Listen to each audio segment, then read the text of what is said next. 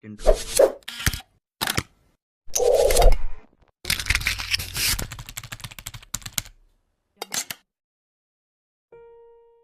Primera fase. Gobierno revolucionario de las Fuerzas Armadas. Gobierno de Juan Velasco Alvarado. Fue un militar y político peruano, quien siendo jefe del Comando Conjunto de las Fuerzas Armadas del Perú.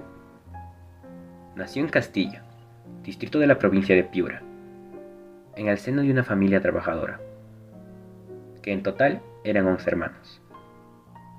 Estudió en el Instituto de Hemisferio Occidental. Su rama militar fue el Ejército del Perú y su rango militar fue como general de división. Dato resaltante.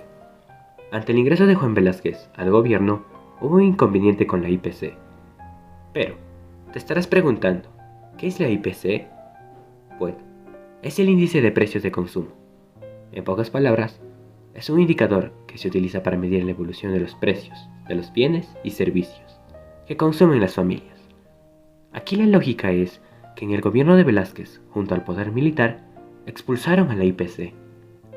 Esto fue una ranura muy importante para la población peruana, ya que fue un caso importante para Velázquez.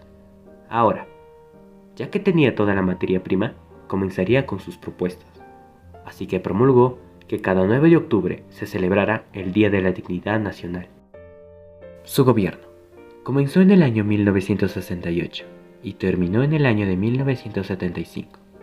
Fue conocido también como la época del velasquismo, o primera fase de gobierno revolucionario de las Fuerzas Armadas del Perú, que fue una dictadura militar que inició el 3 de octubre de 1968 con un golpe de estado institucional.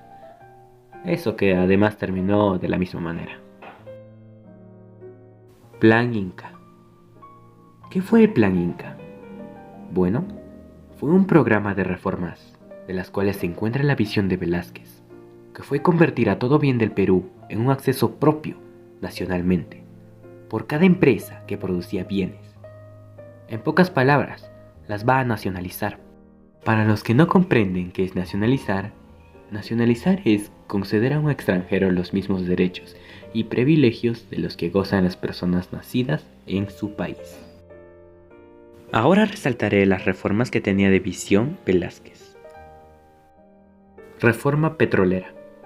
Como sabemos, Velázquez expulsó a la IPC, pero como la empresa estadounidense no se dejaría, Velázquez les paga para que se retiraran. En ese entonces se crearía la empresa petrolera Petroperú, que lógicamente era empresa peruana, con trabajadores de la nacionalidad. Reforma industrial.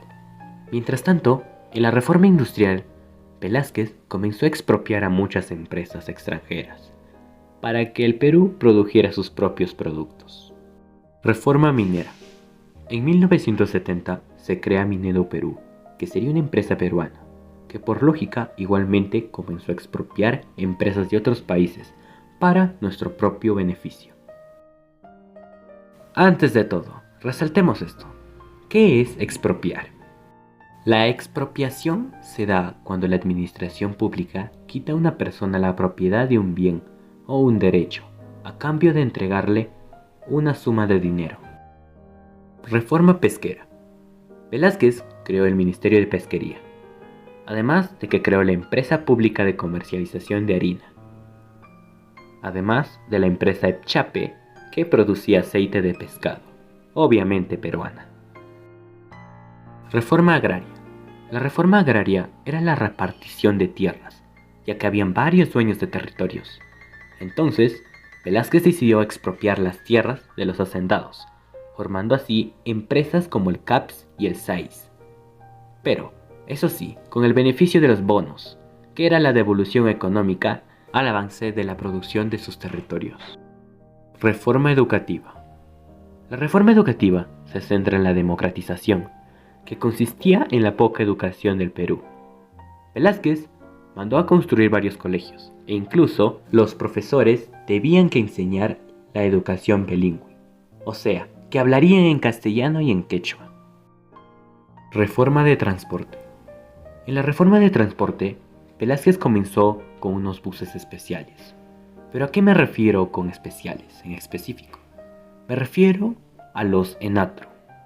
que eran mucho más grandes que los de Metropolitano. Reforma de telecomunicaciones. En la reforma hubo una dictadura que se centraba en un golpe de Estado. Lo que hizo Velázquez fue obligar a algunos medios de comunicación que le vendieran sus acciones. ¿Para qué? Bueno, para que así Velázquez pueda controlar la información que ellos estaban brindando. El golpe de Estado, el gran tacnazo. Desde la reforma telecomunicativa comienza el golpe de Estado. En pocas palabras, todo cae, ya sea por la expropiación o entre otras cosas. La cosa aquí es que la gente se conforma con la información inadecuada de Velázquez.